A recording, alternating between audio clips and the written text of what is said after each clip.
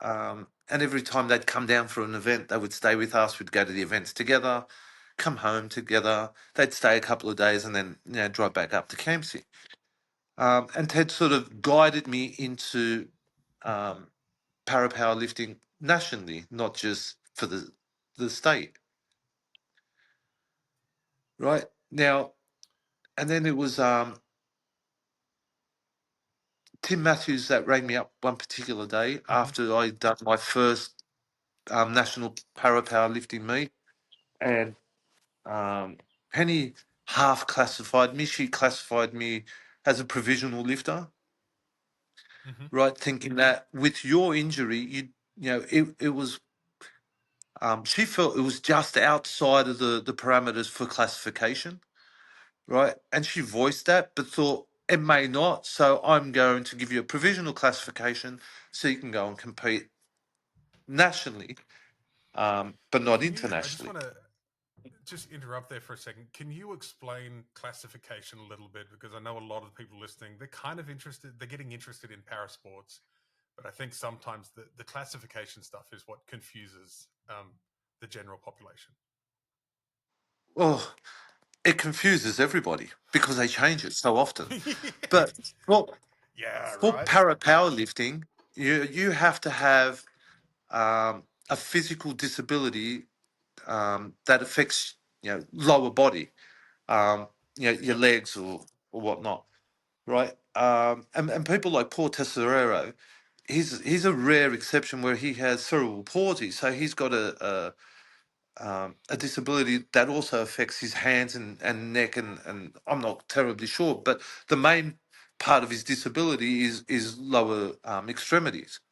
So Yep. powerlifting is one of them sports where you need to demonstrate that your upper body is strong, so you can do weight, but you have a physical disability with the lower part of your body.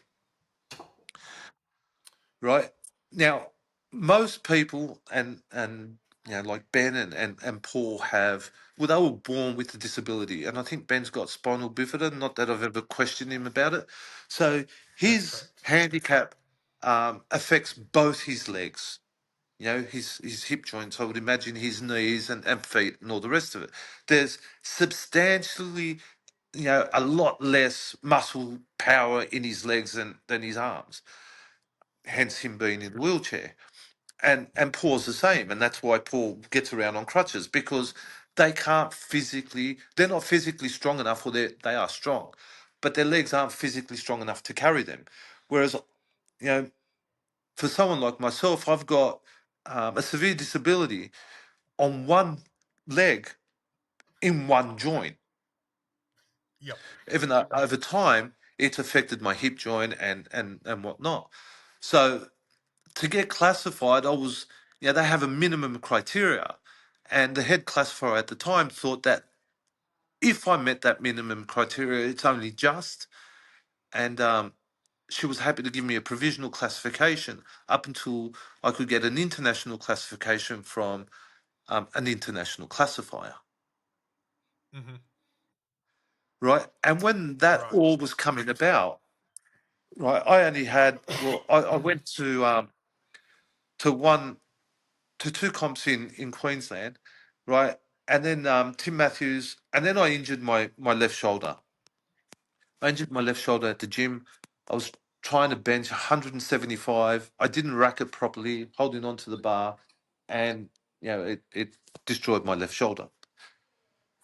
Luckily, it landed behind my head. So I had left shoulder. What was it? The labrum, the bicep, and the supraspinatus. I um, Yep.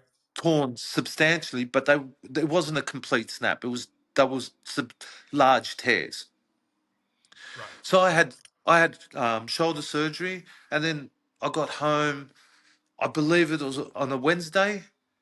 Um, Tim Matthews called me on the Monday the following week, telling me I got to get to Queensland for the Commonwealth tryouts for, what was it, 2022. Mm-hmm. And I told him, well, mate, I've just had shoulder surgery. I can't. lift my shoes, let alone lift weight.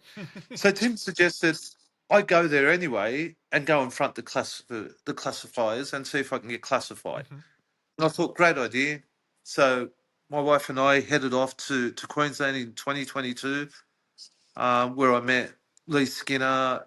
There were others, but Lee was a standout.